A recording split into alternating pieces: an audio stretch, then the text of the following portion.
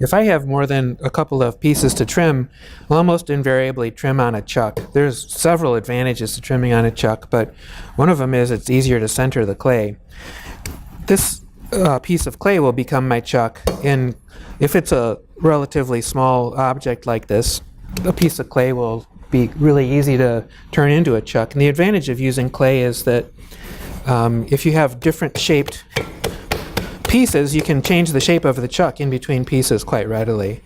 I don't need to center this whole piece of clay. I don't even need to get it wet. I just need to have the part where the bowl is going to touch it centered. So I can do that with a trimming tool even.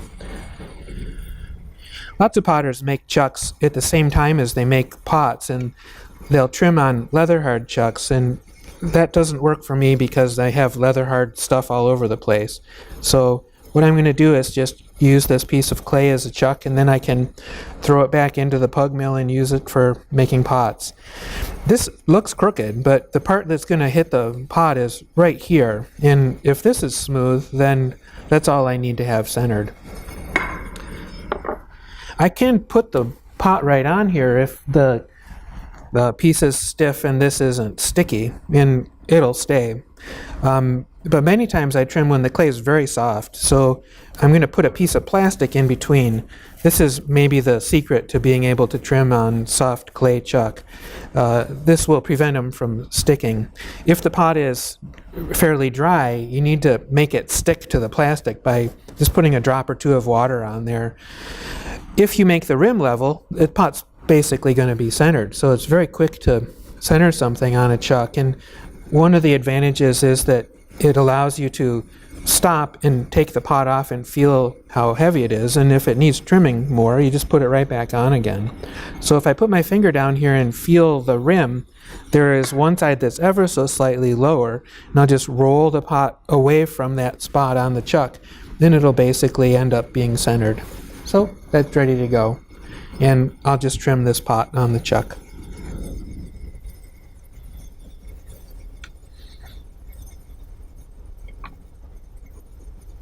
One thing that's very helpful when you trim on a chuck is I'm applying all the pressure right here, which is right opposite where it's being supported. So you're far less likely to damage the shape of your piece, and because it's supported close to where you're cutting, you're far less likely to punch through the bottom as well.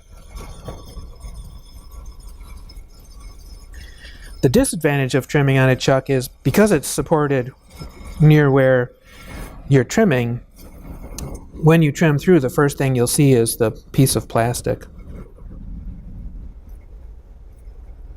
Because of the shape of the clay, underneath where I'm trimming right now, there's actually a small amount of space. So I'll feel the bottom give just a little bit before it trims through.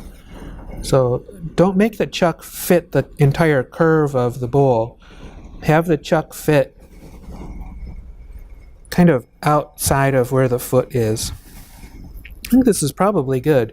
I'll make one more pass here and put a little gesture into the interior, and then chamfer the foot so that it's soft and smooth, and we'll see how it feels.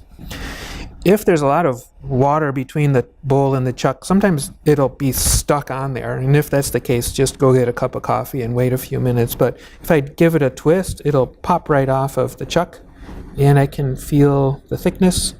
It feels okay, but if I need to put it right back down again, I can, and I can recenter it quite readily and trim a little bit more if necessary. So without having to reattach it with pieces of clay, you're much more likely to make the bowl the correct thickness, the correct weight. By carving off just that little bit more clay, feels better. And you can see that this is where it was touching, right here.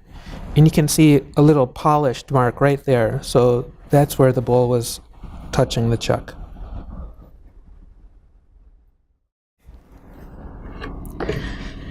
We also use these as chucks. These are simply plumbing fittings from the home center glued down to a bat. And the reason we use these is if you have a small clay chuck that's tall, it can be a little wobbly. So this works as a great starting point for different shaped pieces.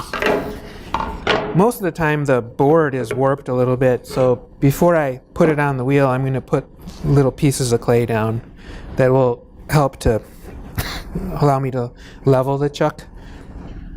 And then I'm going to center it and put some clay on top. We usually don't put the bowl right on top of the piece of plastic, although I suppose you could. So if I put the chuck kind of in the middle and then put a piece of plastic on top of it, it'll work the same as a all clay chuck, but won't wobble as much.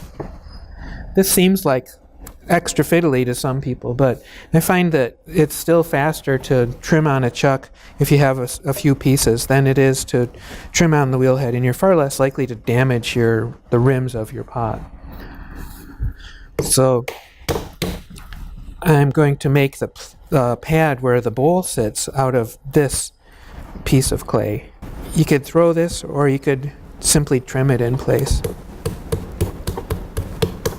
You can take a look at the bowl I'm going to trim on there and see what I need to make.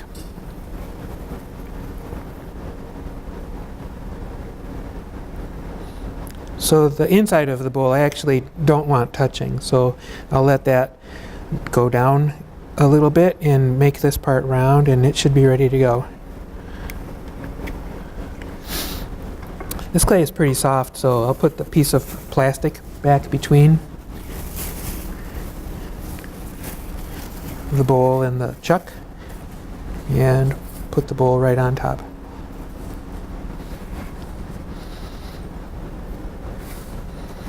This puts the chuck puts the pot a little closer to where I am as well. If you make something that has an altered rim, obviously this is a great way to trim because the rim can be any shape and it's not going to be damaged in the trimming process. I'll trim some of this with this other tool as well. Everything works pretty much the same.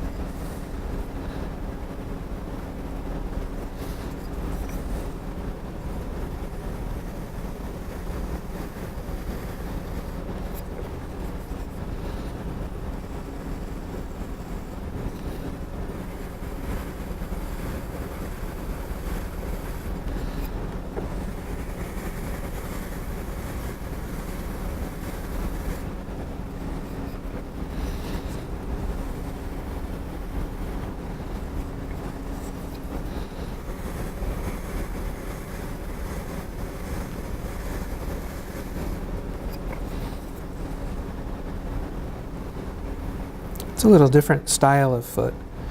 The trimming tool can help determine what the foot looks like. It's okay.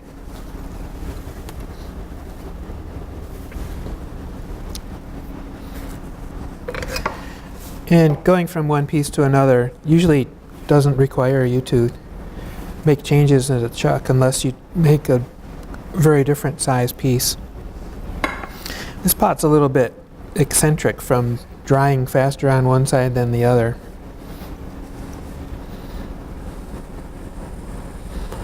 The top is thin and the bottom's thick, so this clay is very soft.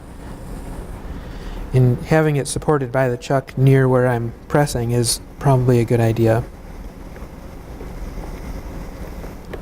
There's some pretty dramatic throwing lines too, so I want to make a clean break between the trimming and the throwing.